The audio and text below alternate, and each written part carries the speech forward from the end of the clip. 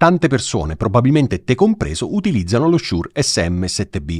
Ma qual è la posizione migliore per questo microfono? Meglio dall'alto o dal basso? Ma soprattutto, queste informazioni si possono applicare anche ad altri microfoni? Scopriamolo insieme.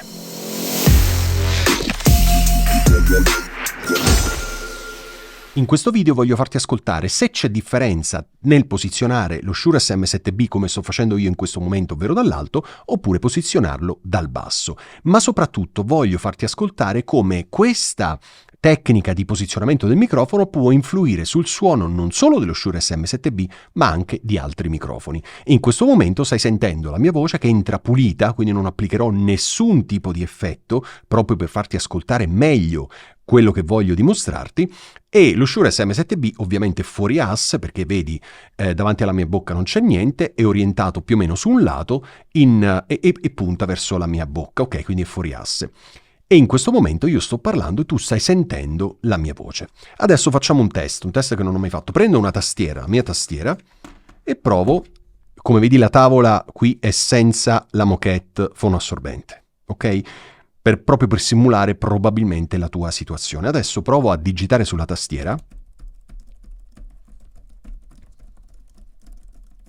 Ok? Adesso parlo e digito. In questo momento sto digitando i tasti della tastiera proprio per farti ascoltare se il suono entra, anche quello della tastiera entra insieme al microfono oppure poco.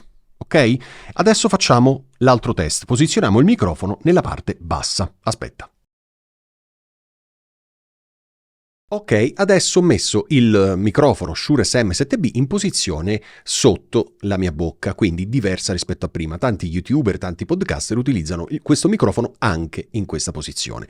Quindi adesso stai sentendo la mia voce che entra dentro questo microfono in questa posizione e vorrei che tu ascoltassi attentamente con le cuffie se c'è differenza di suono tra la prima posizione, quella in alto, e questa qui in basso. Io non aggiungerò nessun effetto. Adesso prendiamo la tastiera, proviamo a digitare senza parlare.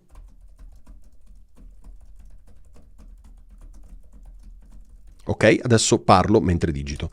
In questo momento stai sentendo la mia voce che sta entrando nello Shure SM7B mentre digito i tasti della tastiera. Chissà che cosa starò mai scrivendo. Ok? Bene, quindi stai sentendo anche questo. Ok, quindi c'è differenza tra la posizione di questo microfono così o quella precedente? Fammelo sapere nei commenti qui sotto. Secondo me c'è una differenza, ma vorrei che tu lo notassi. Per cui, se ancora non l'hai fatto, metti le cuffie, riascolta questo video dall'inizio e commenta questo video facendomi sapere appunto se secondo te è migliore la posizione iniziale, quella in alto o quella in basso. Considera che non ho la moquette fonoassorbente sulla scrivania proprio per simulare una situazione abbastanza reale, quindi più vicina possibile alla tua. Ok? Ci vediamo nei commenti e nel frattempo alla prossima settimana. Ciao!